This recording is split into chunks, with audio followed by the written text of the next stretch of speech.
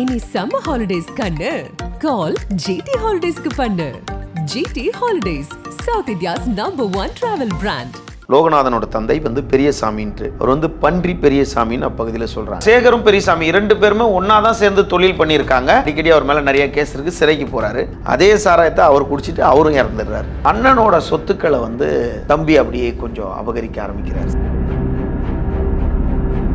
வேற வழியே இல்லை அப்படின்னு சொல்லிட்டு தன்னோட சித்தப்பாவையே கொலை பண்றாரு. இந்த கொலைக்கு பிறகு இவங்களுக்குள்ள பகை பெரிய பகையா உருவாயிடுச்சு. இந்த சிறுவனை கடத்தி கொண்டு போய் சிலம்பரசன் கொண்டுறாரு. அந்த ஷேக் சலாம்ன்ற ஒரு 17 வயது பையனை கூட இருந்தான் அப்படின்றதுனால அவனையும் கொலை செய்துறாங்க.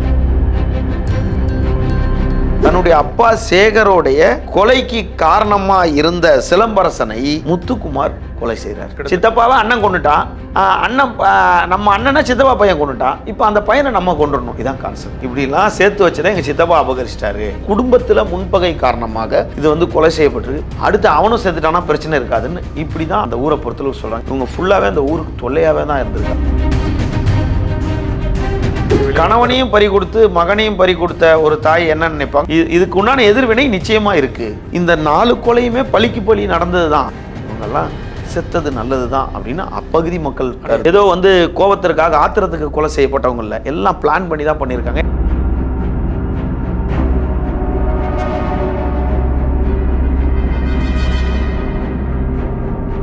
வணக்கம் ஆகாயம் நண்பர்களே. திருச்சியில் அரியமங்கலம் அருகே ஒரே குடும்பத்தில் பழி காரணமாக கொலைகள் நடந்தனவா? இதன் பின்னணி என்ன? இதை பற்றி பேசுவதற்காக பத்திரிகையாளர் திரு விமலேஸ்வரன் இங்கு வந்திருக்கிறார். வணக்கம் திரு விமலேஸ்வரன். வணக்கம் சார். திருச்சியில அரியமங்கலம் அருகே திடீர் நகரை சேர்ந்த முத்துக்குமார் சமீபத்தில் கொல்லப்பட்டார். எப்படி அவர் கொல்லப்பட்டார்? இதன் பின்னணி எப்படி அவருடைய கொலை நடந்தது? நிச்சயமா சார். அதாவது 30/4/2024 அதாவது ஏப்ரல் 30ஆம் தேதி அன்னைக்கு திருச்சி மாவட்டம் அரியமங்கலத்தில் ரோட் பட்டப்பகலில் சாலையிலேயே ஒரு 4 பேர் துடிக்க வெட்டி கொள்றாங்க. முத்துக்குமார் என்ற இந்த இளைஞர் யார் அவர் முத்துக்குமார் அப்படின்னு சொல்லிட்டு எப்படி பட்டப்பகல்னா ஒரு சந்தை பகுதியில் ஆயுதங்களை பயன்படுத்தி ஒரு சம்பவ இடத்திலே இறந்துட்டார். ஆமா, சம்பவ இடத்திலே அவரை கொடூரமா வெட்டி சாகடிக்கிறாங்க. அதுக்கு பின்னணி என்ன? இது சம்பந்தமா காவல்துறையிலையும் அந்த பகுதியில் இருக்கவங்க கிட்டையும் பத்திரிகையாளர்கிட்டையும் நம்ம விசாரிச்சது என்னன்னா, இந்த முத்துக்குமார் இவரை கொலை செய்த நபர் இவரோட பெரியப்பா மகன். அவர் தான் இவரை கொலை செய்திருக்காரு. முத்துக்குமாரை கொன்னது அவருடைய பெரியப்பா மகன். அவர் தான் கூட்டாளிகளை சேர்த்து கொண்டு இவரை கொலை செய்திருக்காரு. அவர் பேரு லோகநாதன் சொல்லிட்டு. இவருக்கு அவருடைய தந்தை யாருன்னு கேட்டா பெரியசாமி. யாரோட தந்தை? அந்த லோகநாதனோட தந்தை, அதாவது கொலை செய்தவரோட தந்தை லோகநாதனோட தந்தை பெரியசாமின்ட்டு. அவர் பன்றி பெரியசாமின்னு அப்பகுதியில் சொல்றாங்க. பெரியசாமி அவருக்கு 2 மகன்கள், அவருக்கு 2 மனைவிகள். அதுல 2 மகன்கள் மட்டும்தான் அவருக்கு வாரிசாக இருக்காங்க. அதுல 2 பேர்ல ஒருத்தர் பேர் சிலம்பரசன், ஒருத்தர் பேர் லோகநாதன். அவருக்கு அந்த வெட்டுப்பட்டு இறந்து போன முத்துக்குமாரோட தந்தை பேர் சேகர், கேபிள் டிவி சேகர்னு பேர் அவருக்கு. இவர் யாருன்னு கேட்டா அந்த பன்றி பெரியசாமியோட கூட பிறந்த தம்பி, சகோதரருடைய மகன்கள் ஒருத்தர. ஆமா, இதுக்கு பின்னணி என்னன்னு கேட்டா பெரியசாமின்ற அவருடைய தொழில் என்ன அப்படின்னு பார்த்தா கள்ளச்சாராயம் காய்ச்சறது, பன்றி வளர்க்கறது, கட்ட பஞ்சாயத்து செய்யறது, வட்டிக்கு விட்டு தொழில் பண்றது. இதுதான். இதுல கொஞ்சம் பன்றி வளர்ப்பு தான் இவர் அதிகமான தொழில். இவருடைய தம்பி அவர் யாருன்னா அந்த சேகர், அவரும் இவரும் சேர்ந்து தான் எல்லாமே பண்றாங்க. அவர் கொஞ்சம் அரசியல் ஆசை ஜாஸ்தியா வந்தவர். யாரு? சேகர் தம்பிக்கு. இவர் என்ன பண்றாரு, அவர் கூட சேர்ந்து கள்ளச்சாராயம் வியாபாரம் பண்றாரு. 2வது பன்றி வளர்ப்புல ஈடுபடுறாரு. ஆமா, சேகர் கேபிள் டிவி கனெக்ஷனுக்கு கொஞ்சம் அந்த பகுதியில் வச்சு நடத்துறாரு, கேபிள் டிவி. அது இல்லாம சங்கருக்கு அவர் சேகருக்கு ஃபைனான்ஸ் தொழில் இருக்குது, அரசியல் ஆசை இருக்கனால அவர் அதிமுகவில் அவர் பகுதியோட செயலாளராகவும் இருக்கிறார். அந்த பகுதியில் அவருடைய மனைவியை 2 முறை கவுன்சிலராக நிறுத்தி வெற்றி பெற்றிருக்கார் அந்த சேகர். இங்க என்ன நடக்குது அப்படின்னா, பெரியசாமி ஒரு சேகருடைய மனைவி கவுன்சிலர் இருந்திருக்காங்க. சேகரோட மகன் முத்துக்குமார் தான் கொல்லப்பட்டிருக்காரு. அவங்க அன்னை அரசியல் இருந்திருக்காங்க. ஆமா, அரசியல்ல இருக்கிறாங்க. முத்துக்குமாரோட அம்மா அரசியல்ல இருக்கிறாங்க. கட்சியில இருக்காங்க. அதிமுக. அவரும் அதிமுக பொறுப்புல இருந்த ஒரு நபர் தான். இதுல சேர்ந்து வியாபாரம் பண்ணாங்க சேகரும் பெரியசாமி. ஆமா, சேகரும் பெரியசாமி 2 பேருமே ஒன்னா தான் சேர்ந்து தொழில் பண்ணியிருக்காங்க. ஒரு கட்டத்துல ஒரு வழக்குல பெரியசாமி சிறை சிறைக்கு போறாரு. ஒரு பெரியசாமி வந்து ஒரு வழக்குல சிறைக்கு போறாரு. என்ன வழக்கு அது? என்ன அங்க வந்து வீட்டுல அடிதடி தகராறு அந்த மாதிரி ஏமாத்து சாராய வியாபாரம் இந்த மாதிரி கேஸ்ல அடிக்கடி அவர் மேல நிறைய கேஸ் இருக்கு. சிறைக்கு போறாரு. சிறைக்கு போயிட்டு அவர் வெளியே வராரு. வந்து என்ன பண்றாரு, அவர் கொஞ்ச நாள் அப்படியே இருக்கும்போது குடிக்கிறது, பல்வலியின் காரணமாக சாராயத்தை அதிகமா குடிக்கிறாரு. அவர் சாராயத்தை குடிச்சு பல பேர் செத்துருப்பாங்க. அதே சாராயத்தை அவர் குடிச்சிட்டு அவரும் இறந்துடுறாரு. பெரியசாமி. ஆமா, அதை இறந்துறாரு. பல்வலிக்காக அதுக்கு அதிகமாக குடிச்சு இறந்துறாரு. பெரியசாமி ஜெயிலுக்கு போயிட்டு வந்த பிறகு, ஜெயிலுக்கு போயிட்டு வந்ததுக்கு அப்புறம் அவர் இறந்துறாரு. அவர் இறந்த உடனே என்ன ஆயிடுது, அண்ணனோட சொத்துக்களை வந்து தம்பி அப்படியே கொஞ்சம் அபகரிக்க ஆரம்பிக்கிறார்.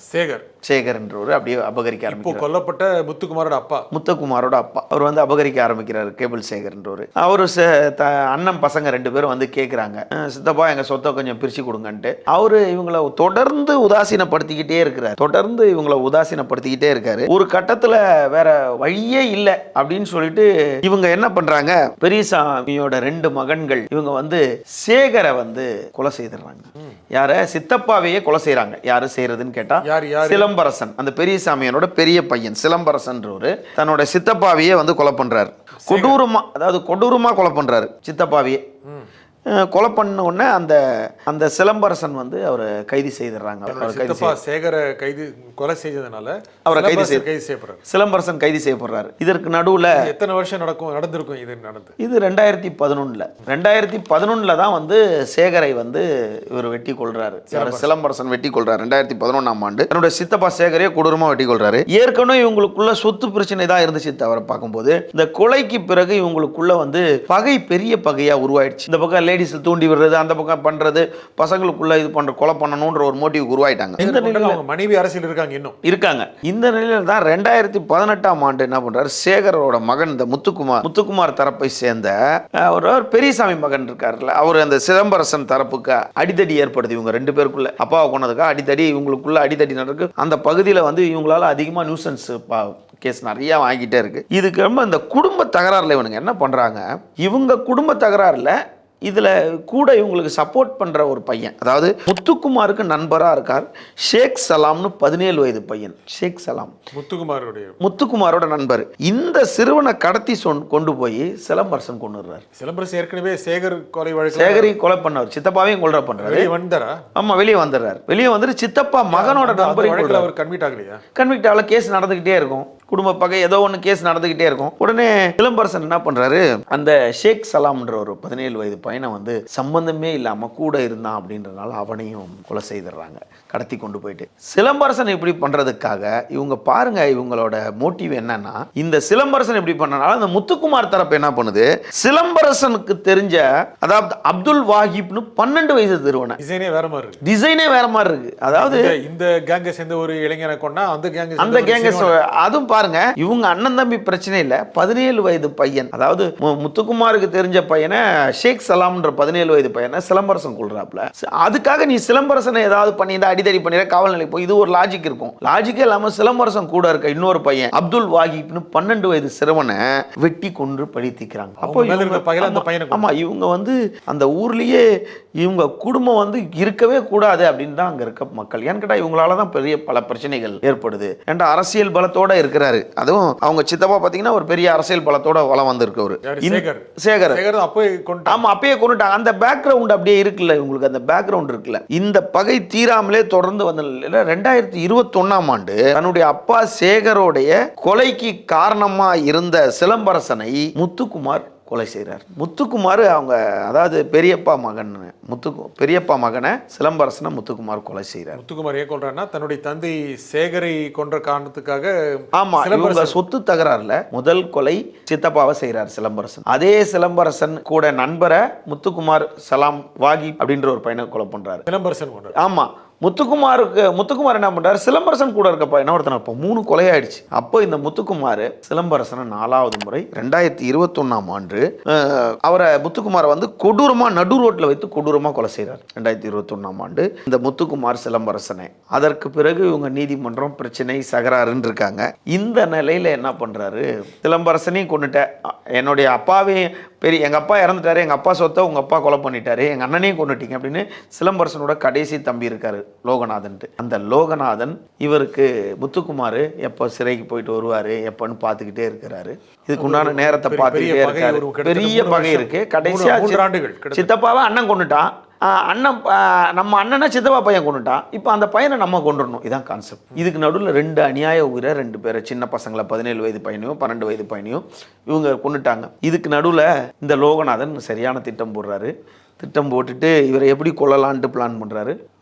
இதுக்கு உண்டான சந்தர்ப்பத்தை 2-3 முறை அட்டம் பண்ணிக்கிட்டே இருக்கார். இவரை அட்டம் பண்ண இவங்களுக்குள்ள அப்பப்போ கலவரம் நடந்துக்கிட்டே இருக்குது. அந்த ஊரில் யார் வந்தால் இவங்களை யாரையோ வெட்ட போகிறாங்கன்னு இப்படியே அந்த நிலை இருந்துக்கிட்டே இருக்குது. இது அரசியல் பின்னணி கொலையோ ரவுடிகளுக்குள்ள முதலோ இவங்க குடும்பத்திலேயே இவங்க ஒருத்தருக்கு ஒருத்தர் மாறி மாறி கொலை பண்ணி என்ன ரவுடி கும்பல் தானே. ரவுடி கும்பல் தான். அதில் மாற்று கருத்து ரவுடி குடும்பம் தான். அதில் மாற்று கருத்தே கிடையாது.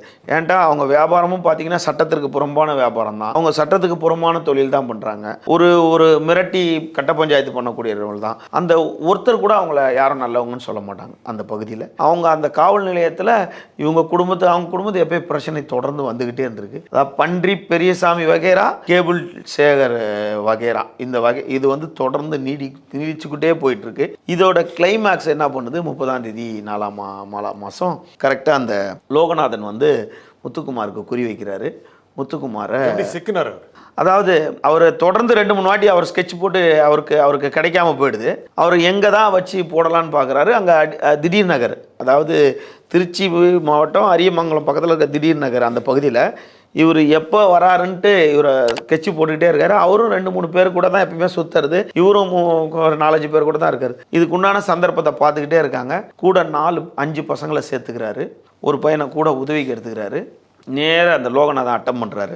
கொடூரமாக வெட்டி அந்த முத்துக்குமாரை கொண்டுறாரு. அதாவது சித்தப்பாவை அண்ணன் கொண்டுட்டான், சித்தப்பா பையனை நான் கொண்டுட்டேன், இப்போ யாருமே இல்லை.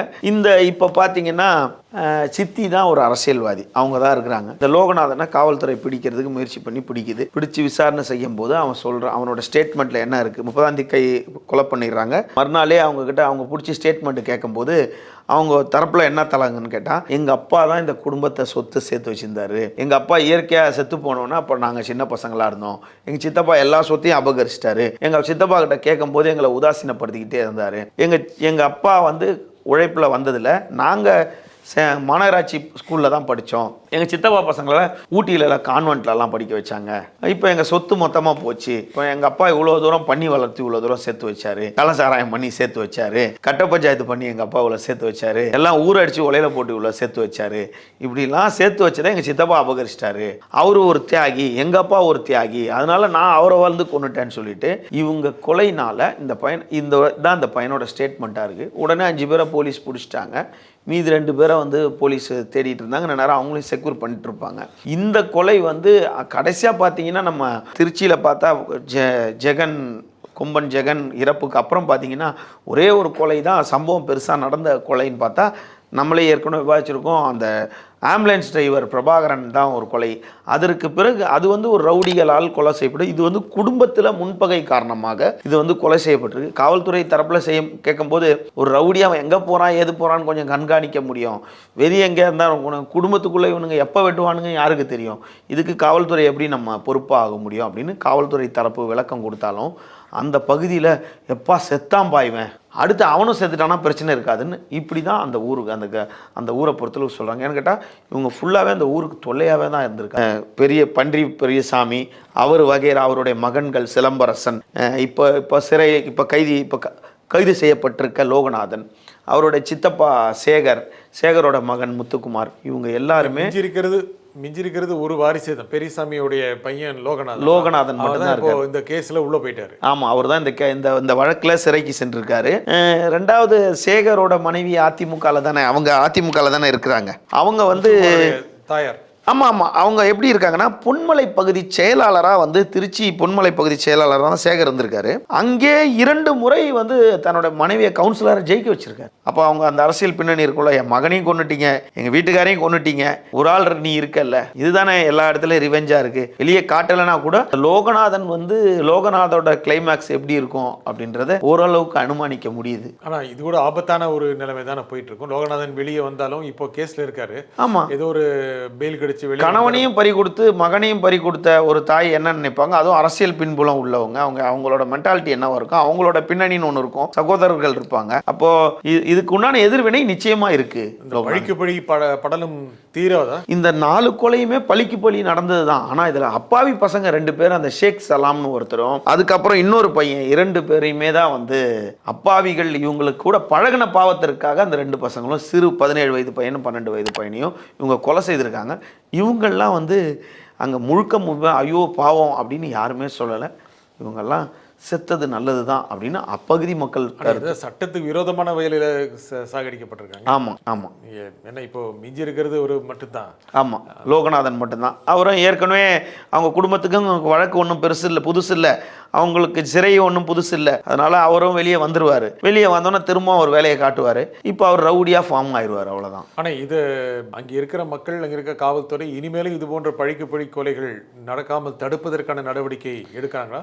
எவ்வளோதான் தடுக்கிறதுக்கு வாய்ப்பு இருந்தாலும் இப்போ அவருடன் சிறைக்கு சேர்ந்த 5 பேர் இருக்கிறாங்கல்ல, அந்த 5 பேரும் வந்து வெளியே வரும்போது அவங்களோட மனநிலை என்னவா இருக்கும், அவங்களோட செயல்பாடு என்னவா இருக்கும். இப்போ அங்கே ஒரு கேங்குக்கு இவர் லீடராக வருவார். மீண்டும் ரவுடிகளாக உருவாகுவாங்களா, இல்லை சிறைக்கு சென்று இனிமேல் ரவுடிகளாக உலவாக முடியாது. இதுக்கு எதிர்வினை நிச்சயமா ஒன்று இருக்கு. இந்த இவங்க குடும்ப பகையை பார்க்கும்போது நிச்சயமா ஒரு எதிர்வினை ஒன்று உறுதியா இருக்கு. ஜெயில இதெல்லாம் இனிமேல் செய்ய வேண்டிய எல்லாரும் குடும்பத்தில் எல்லாருமே பகைய காரணமாக மரணம் அடைஞ்சிட்டாங்க. இனிமேல் திருந்தி வாழணும் அப்படின்னு நடக்க வாய்ப்பு இருக்கா? இல்லை, திருந்தி வாழ்றதுக்கு வாய்ப்பு இல்லை. ஏன்டா அப்படிப்பட்ட இடத்துல அவங்க இல்லை, அப்படிப்பட்ட நபர்களும் அவங்க கிடையாது. ஏதோ வந்து கோபத்திற்காக ஆத்திரத்துக்கு கொலை செய்யப்பட்டவங்க இல்லை, எல்லாம் பிளான் பண்ணி தான் பண்ணியிருக்காங்க. ஏன்னா பேஸ் அவங்க தந்தைகளும் அப்படிப்பட்டவங்களா தான் இருந்திருக்காங்க. அதனால அது வந்து இவங்க திருந்தணுன்ற வாய்ப்புகளே ரொம்ப கம்மியாக தான் இருக்குது. மிகப்பெரிய கொலைகள் அவங்க தந்தைகள் ஈடுபட்ட மாதிரி தெரியும் நீங்க சொன்னதை வச்சு பார்க்கும்போது. ஆமாம், அவர் அரசியல் பின்னணியில் அவங்களோட இதில் வரல. அவங்க தந்தை வந்து கள்ளசாராய வியாபாரம், தப்பான தொழில் பண்ணி அப்படி தான் இருந்திருக்காரு. அவர் சாராயம் குடிச்சு தான் இறந்திருக்காரு. ஒரு மரணம் எப்படின்னு தெரியல. அந்த பெரியசாமி, பன்றி பெரியசாமின்ற லோகநாதனோட தந்தை. கேபிள் டிவி சேகரை வந்து அண்ணன் பசங்க தான் கொண்டு இருக்காங்க. இன்னும் கதைகள் தொடரக்கூடிய வாய்ப்புகள் அதிகம். ஆமாம் ஆமாம் ஆமாம். பழிக்கு பழி தொடரும். ஆமாம், நிச்சயம். இந்த நிகழ்ச்சியில் உங்கள் கருத்துக்களை குறிப்பிட்ட விமலேஸ்வரன் மிக்க நன்றி சார். மீண்டும் ஒரு நிகழ்ச்சியை சந்திப்போம். நன்றி, வணக்கம். இனி சம்மர் ஹாலிடேஸ் கண்ணு கால் ஜிடி ஹாலிடேஸ்க்கு பண்ணு. GT holidays, south India's number 1 travel brand.